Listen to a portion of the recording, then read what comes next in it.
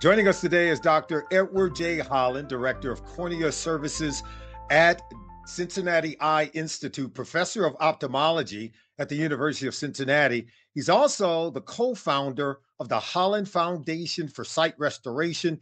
It's the only foundation in the world dedicated to addressing cornea transplantation for patients with severe ocular surface disease. He's here today to share a very important announcement about the foundation's Light After Darkness campaign. Of course, it's an initiative to raise $5 million to expand access to sight restoring treatment for patients living in blindness across the United States. Dr. Holland, how you doing today? Great to have you with us. Thanks, Solomon. Great to be here. I appreciate you talking to me today on this very important topic. All right. Well, can you help us to understand what severe ocular surface disease is and why patients with this condition have historically had so few treatment options? Yeah, I think patients understand that corneal transplantation, standard corneal transplantation, is very successful in the United States, probably the most successful transplant procedure done. But those are patients with diseases of the kind of internal or posterior layer of the cornea. Patients with severe ocular surface disease damage the specialized skin over that clear window of the cornea. And when you damage those cells are replaced with scar tissue. So if you just do a standard corneal transplant and cut out that tissue, the damaged scar tissue invades the new cornea. So unfortunately, corneal transplantation, as most patients and unfortunately most corneal specialists understand it, they don't work for these patients. What we need to do is get a source of specialized skin cells. We call that a limbal stem cell transplant. We can take those specialized cells from a living relative, two small pieces off a healthy eye, transplant them on the diseased ocular surface, regrow that skin layer. Then we can do a standard transplant, and we can restore these patients the vision for these patients. Unfortunately, not even 1% of the patients with severe ocular surface disease, they get the right diagnosis or the right treatment. Well, you're doing some great work and you developed something called the Cincinnati Protocol. Can you explain what makes this approach so revolutionary and how does it differ from traditional treatments for patients with severe OSD? Well, Solomon, I've been around this a long, unfortunately, maybe 40 years, and I've made a lot of mistakes, but we've learned a lot of things, and we've evolved into the Cincinnati Protocol, which is really a management approach for these patients. And it has kind of several aspects. One is to create a team.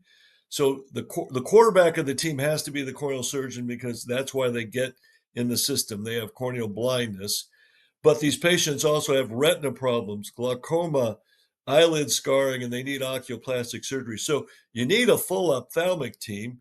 And a lot of centers don't have all those pieces. So that's critical, the ophthalmic team.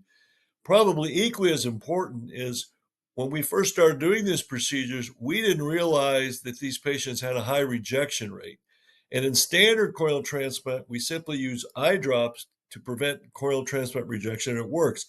But when you do an ocular surface stem cell transplant or limbal stem cell transplant, it's really like an organ transplant. They have a high rejection rate, and we need to treat these patients just like an organ transplant patient. And so the other key component of the Cincinnati Protocol is to completely embrace organ transplant principles. And we really partner with renal. And in Cincinnati here, we've been blessed with an outstanding collaboration with the renal transplant program at the University of Cincinnati. And they have taught us preoperative testing for these ocular surface transplant patients, what medications postoperatively to use. And cornea people aren't trained to do this. And it took us a long time to fully embrace that management style. And so that's that building of the ophthalmic team and then collaborating and embracing the principles of organ transplantation really make up the key components of the Cincinnati Protocol. Now, the foundation is launching a very exciting campaign, Light After Darkness, You have a goal to raise what, $5 million by 2030. What will this campaign enable you to accomplish, and why is it now a critical time to expand? So we, as I said, Solomon, we really aren't really touching even 1% of the patients. There are tens of thousands, if not hundreds of thousands, of patients with corneal blindness. And unfortunately, they're either told there's nothing to do for them and they need to stay blind, or they get repeat regular corneal transplants, which fail 100% of the time. So the campaign is number one, to increase physician awareness of what the proper diagnostic and treatment, things are, and two, patient awareness that there is a place to go for these patients who've been told nothing to do, and then finally, creating centers of excellence. We feel like we have figured it out here in Cincinnati in our protocol, and Solomon, what's interesting, a lot of medical campaigns are to find a cure. We actually have a cure. We've created a cure. The Cincinnati Protocol success rate, depending on the preoperative diagnosis, is somewhere between 75 and 85% successful. So we've got the cure. We have just got to be able to take the cure to the patients. And so we want to build multiple centers of excellence that are patterned after Cincinnati throughout the country, because all the patients can't get here, and our team can't treat them all anyway. So that campaign is to help us create centers of excellence. Well, you can tell I'm excited about this campaign. I just get excited about the work that you're doing and how much you're improving lives.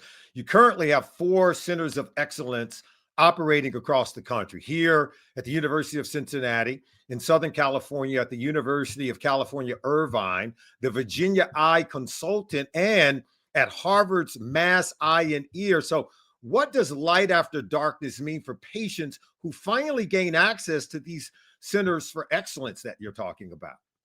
Well, we have been doing this a long time, and I think there are lots of corneal surgeons that realize our success rate. We get referrals from all 50 states, from Canada, Central South America, even Europe.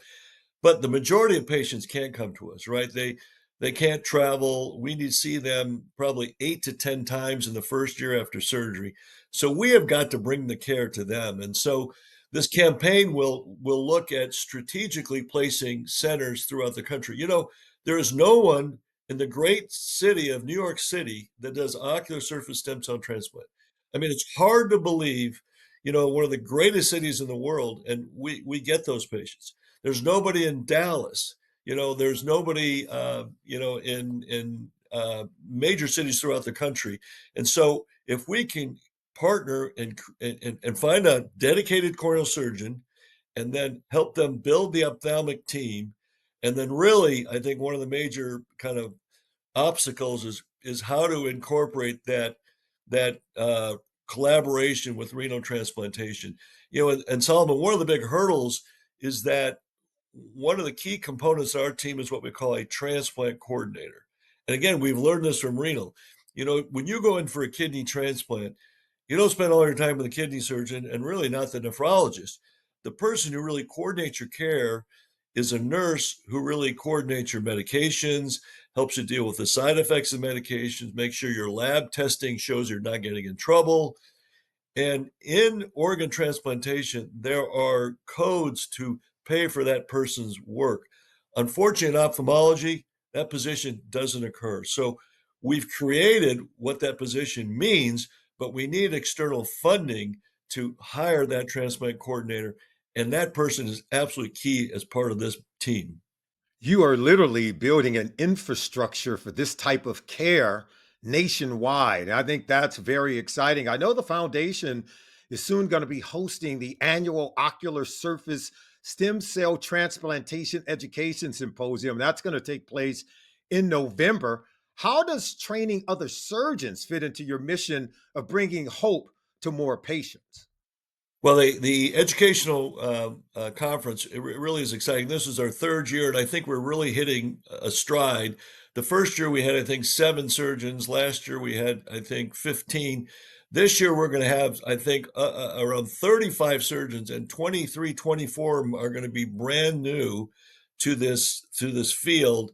And so we're finally getting the word out, and we're really seeing a lot of interest with really brilliant corneal surgeons around the country. And there are a lot of bright, corneal surgeons everywhere. They just don't know how to get started. They don't know how to get out of the starting block. And this conference will, number one, kind of give them the building blocks and the essentials of all the pieces they need to build. But the other thing is networking. They are going to be, talking with a bunch of like-minded young corneal surgeons who are trying to do the same things they're doing. And, we have surgeons from all of the United States, Canada, Israel, Europe. It's really a thrill for me to sit in that audience and see 35 young, brilliant corneal surgeons saying, how do we solve this problem? How do we, deal with one of the biggest unmet needs in all of ophthalmology? And I'm just thrilled it's happening. Well, you're doing great work for patients, from every sector, including wounded warriors, people who have served our country in the military. You continue to do great work. So, for someone who's watching this interview, Dr. Holland, who may want to support the Light After Darkness campaign or learn even more about how they can help patients with severe OSD, what would you want them to know? I think they should realize that they actually can make a difference. And like I said, we're not searching for a cure, and we're not doing experimental things to try to figure out what will work. Over all these years and knowing what works well and what doesn't work well, we've figured out, the preoperative, diagnostic steps, the operative surgical techniques, and the postoperative management to give us a very, very good treatment. And if they will help us build centers of excellence, they will actually be a part of a team that's curing blindness and truly bringing sight back to patients who've been for years sitting in blindness and losing hope. Well, we sure look forward to continuing to, share the message of the great work that you're doing and all the great work that you're doing with the Holland Foundation for Sight Restoration. We wish you all the best, and we will see you soon. Thank you for joining us today. Thank you, Solomon. Appreciate it.